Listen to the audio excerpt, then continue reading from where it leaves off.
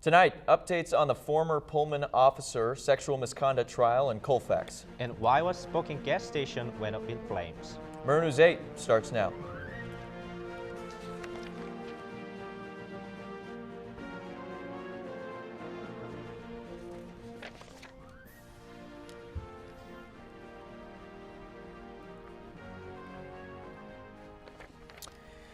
Good evening, I'm Gunnar Peterson. And I'm John Lee. Welcome to Murrow News 8. The Associated Students of WSU is pushing for a retrial of the Hargraves case. After the case resulted in a hung jury and was declared a mistrial, no further actions have yet been taken in the courtroom. ASWSU as a whole has spoken out about the issue. They have addressed the importance of safety on campus and that not proceeding with the case would be a, quote, miscarriage of justice. Prosecutor Dennis Tracy has not announced whether or not he will retry the case. WSU has hired new interim provost. President Kirk Schultz appointed Brian Slinker to serve as the interim executive vice president and provost.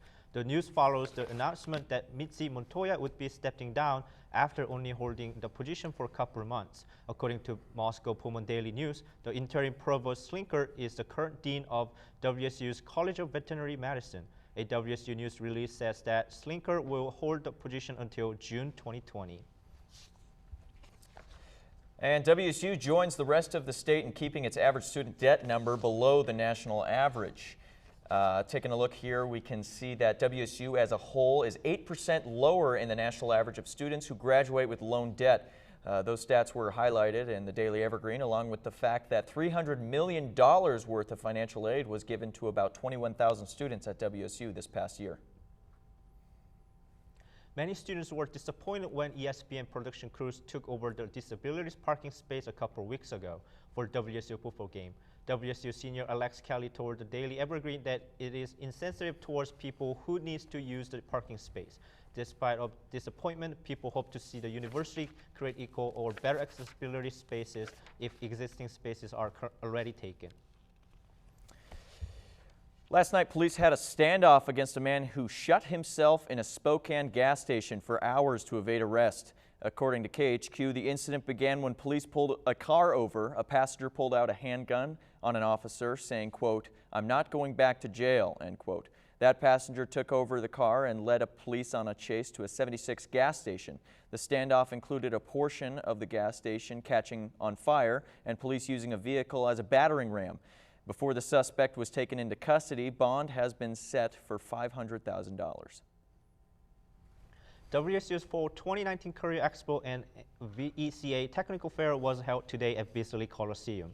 In recent years, more than 2,000 students and alumni shown up, and today more than 200 employers were visiting Pullman and to meet with students on possible internship or job opportunities for WSU students. Students brought their resume and showed their passion to potential employers. A WSU weather station hired a new expert to help farmers across the state. According to the Daily Evergreen, the station is called Ag Weather Net. It gives weather information that can help growers with improving product quality and reducing their environmental impact. The new expert is meteorologist John Kantasak. He is currently based at the Mount Vernon station. The WSU International Students Council celebrates diverse cultures. Murrow News 8 reporter Yolanda Lee has more about this event. Washington State University's International Students Council hosted the Party in the Park Sunday at Rainy Park. This is an event for promoting all the cultures and their arts. So we have around 20 organizations in the ISC, International Student Council, and each club have their own country's culture.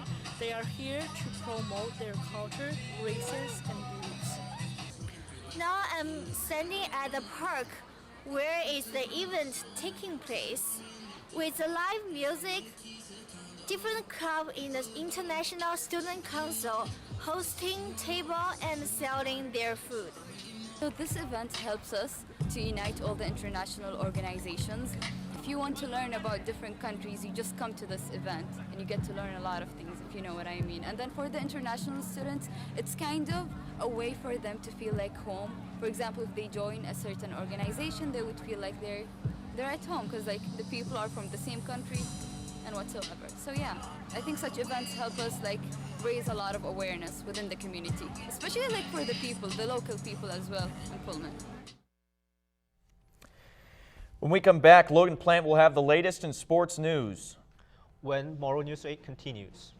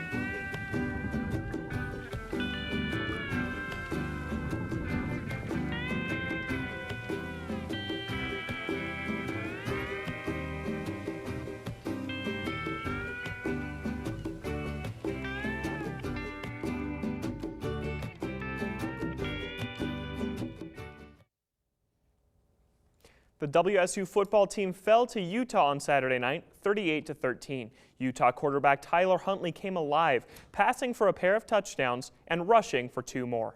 The Utah defense silenced the Cougs, especially in that pivotal third quarter, where WSU only ran for 7 plays for 26 yards.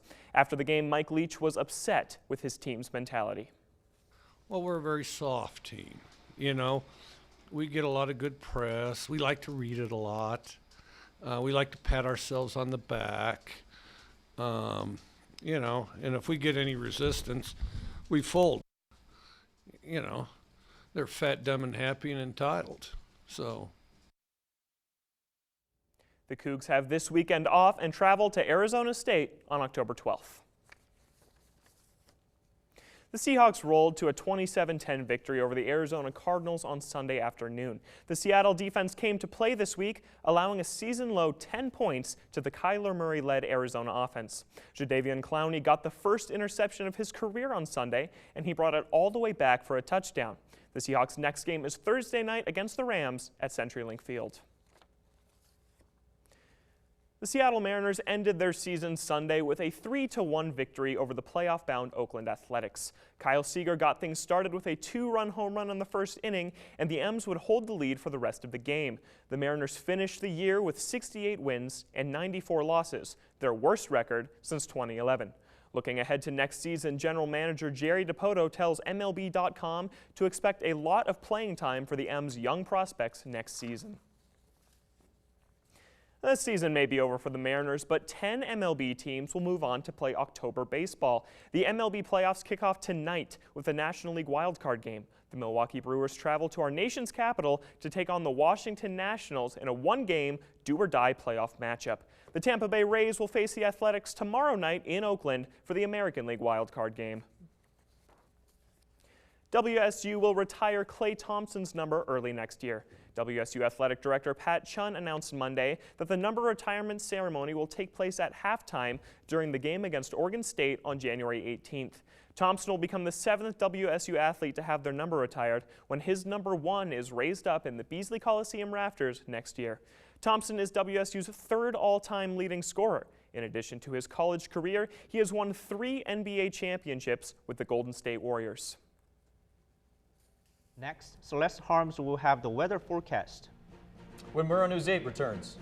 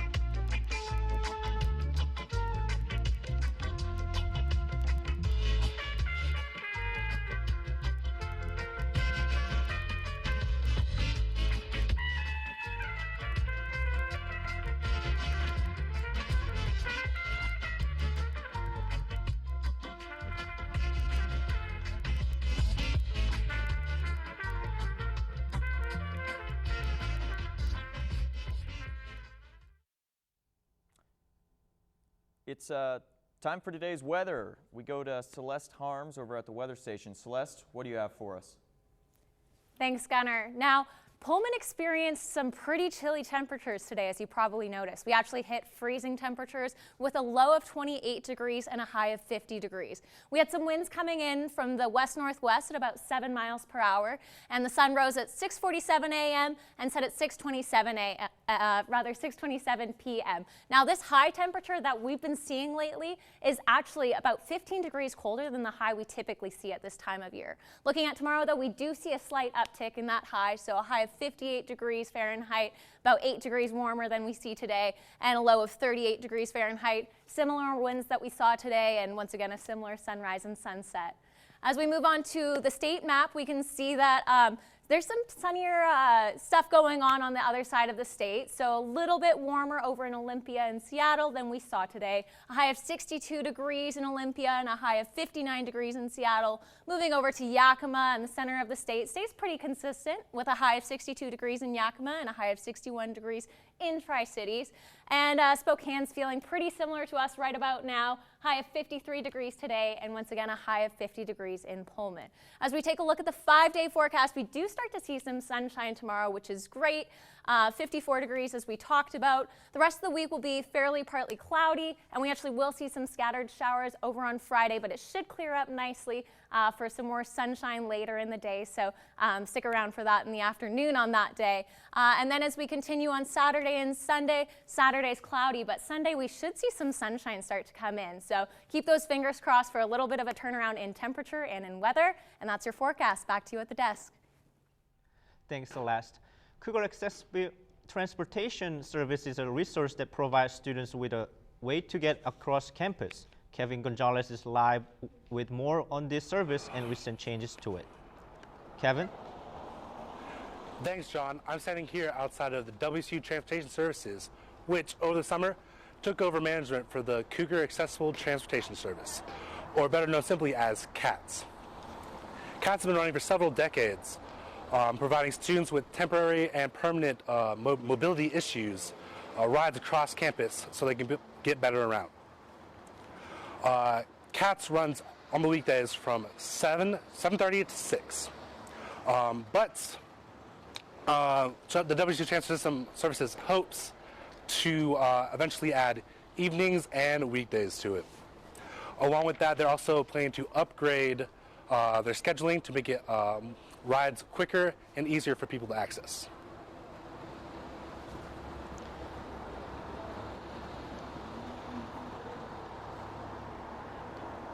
Is this service only for students?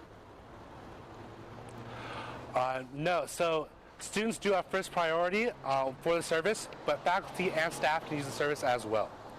Kevin Gonzalez, Murrow News 8. Thanks, Kevin. We'll be right back after the break.